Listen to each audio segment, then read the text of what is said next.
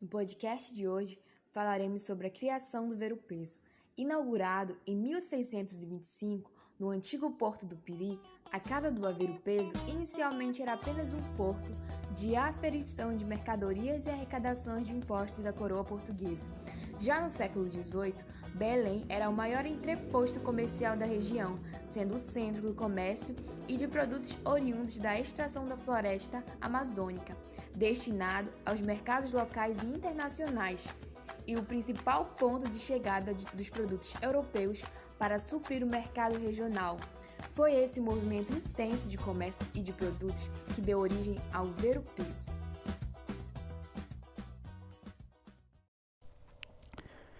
No ciclo da borracha, entre o final do século XIX e começo do século XX, a cidade de Belém teve grande importância comercial, principalmente para o comércio internacional. Neste período também pode registrar mudanças urbanísticas.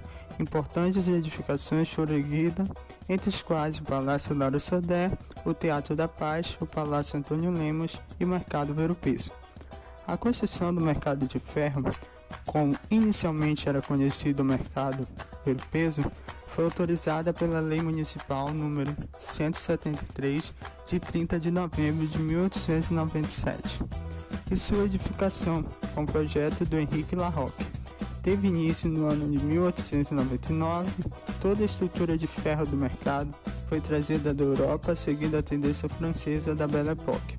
Ao longo do tempo, sofreu diversas modificações, inclusive para se adaptar à necessidade e gosto da Belle Époque, período de cultura cosmopolita que, segundo alguns autores, marcou o fim do século XIX e durou até a Primeira Guerra Mundial. Nesse período, o Ver-o-Peso passou por uma grande reforma, inclusive com a construção do mercado de ferro peixe e do mercado Francisco Bolonha carne. O mercado de ferro começou a ser construído em 1899, com a influência europeia seguindo a proposta dos engenheiros Pedro Miranda e Raimundo Viana, com a estrutura de ferro trazida da Europa e cobertura principal em telhado tipo Marcélia. As torres foram cobertas com escamas de zinco. O mercado de carne é conhecido também como o Mercado Municipal ou Mercado Bolonha.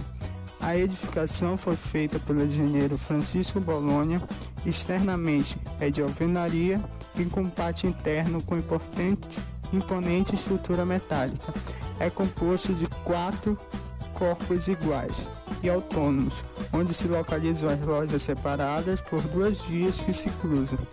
Dispõe de um pequeno pavilhão e um mirante circular.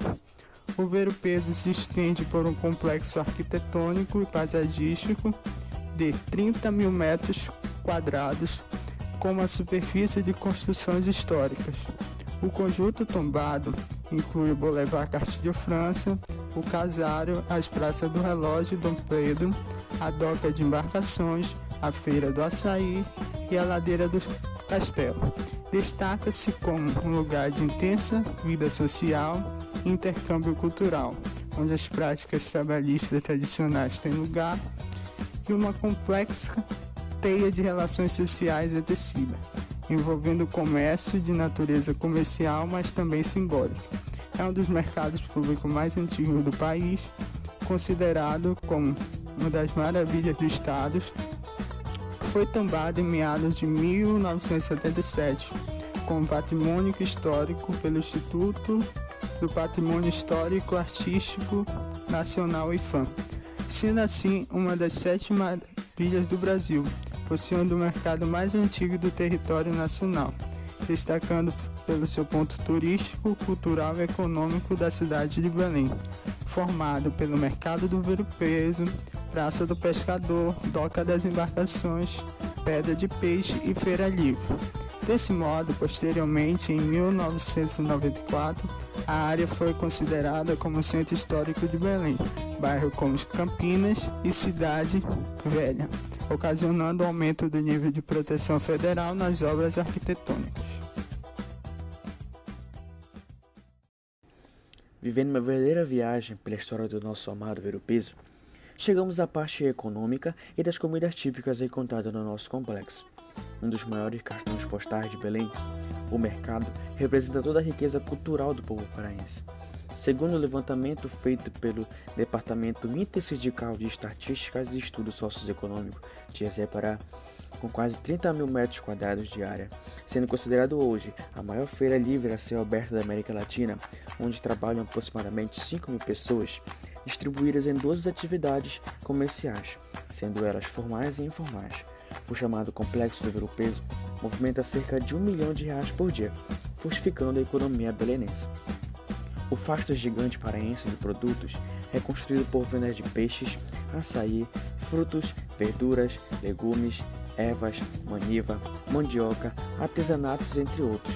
A partir desses produtos, muitas receitas paraenses são produzidas com ingredientes oriundos dos indígenas e dos escravos africanos, exatamente no período colonial. Embarcamos agora na última parada da nossa viagem pela culinária paraense para conhecer algumas comidas presentes no Ver-o-Peso. Um prato muito importante do Ver-o-Peso e das mesas brasileiras é a feijoada, que era feita nas senzalas, enquanto que as melhores carnes iam para as mesas dos senhores, o que sobrava, pedaços de carne, linguiça e porco, os escravos juntavam e faziam a feijoada. Desde então, essa receita está presente na culinária brasileira e está presente no Ver-o-Peso.